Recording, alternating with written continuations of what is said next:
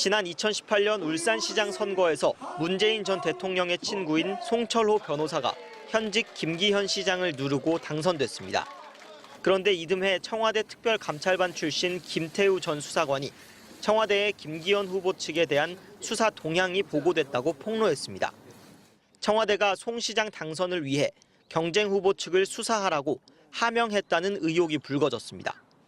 검찰은 폭로 1년 만에 송 전 시장과 황운하 전 울산경찰청장, 백원우 전 청와대 민정비서관 등 15명을 재판에 넘겼습니다. 3년 10개월의 재판 끝에 1심 법원이 수사 청탁이 실제 있었다고 결론 내렸습니다. 법원은 송 전 시장과 황 전 청장에게 징역 3년을, 백 전 비서관에게 징역 2년을 선고했고 도주 우려는 없다며 법정 구속하진 않았습니다.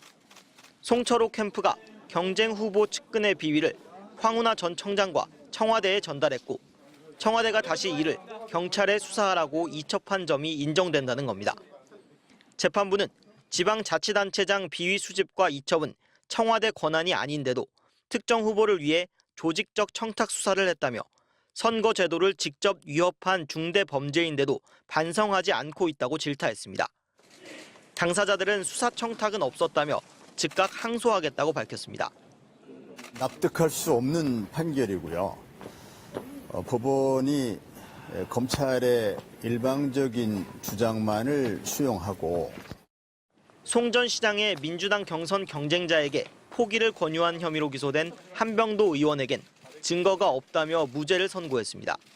또 청와대가 송철호 캠프 공약을 돕거나 선거 직전 일부러 김기현 후보의 핵심 정책인 산재 모병원 추진을 무산시켰다는 검찰 주장은 인정하지 않았습니다. MBC 뉴스 김상훈입니다. 더불어민주당 소속 첫 울산시장이 당선된 뒤 당시 자유한국당은 이른바 하명 수사 의혹을 거듭 제기했습니다. 청와대 누구누구 책상 위에 올려져 있었다고 합니다. 이 사건의 윗선도 밝혀야 됨을. 본격적인 수사를 미루던 검찰은 조국 전 민정수석 수사가 한창이던 2019년 말 이 사건을 서울중앙지검으로 가져옵니다. 총선을 석 달 앞두고 청와대 압수수색까지 시도했지만 청와대 거부로 무산됐습니다. 수사 2달 만에 13명을 무더기 기소했는데 황운하 전 울산경찰청장은 조사 한 번 받지 않은 채 법정에 세워졌습니다.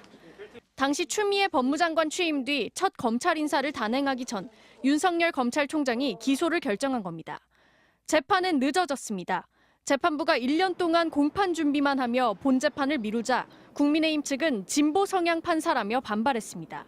새 재판부가 오고 재판이 본격화됐는데 그 사이 송 전 시장은 4년 임기를 끝냈고 황 전 청장은 국회의원이 됐습니다. 4년 만에 유죄 판결이 나오자 국민의힘은 늦었지만 사필 규정이라고 환영했습니다. 피해자에 해당하는 김기현 국민의힘 대표는 윗선을 거론했습니다.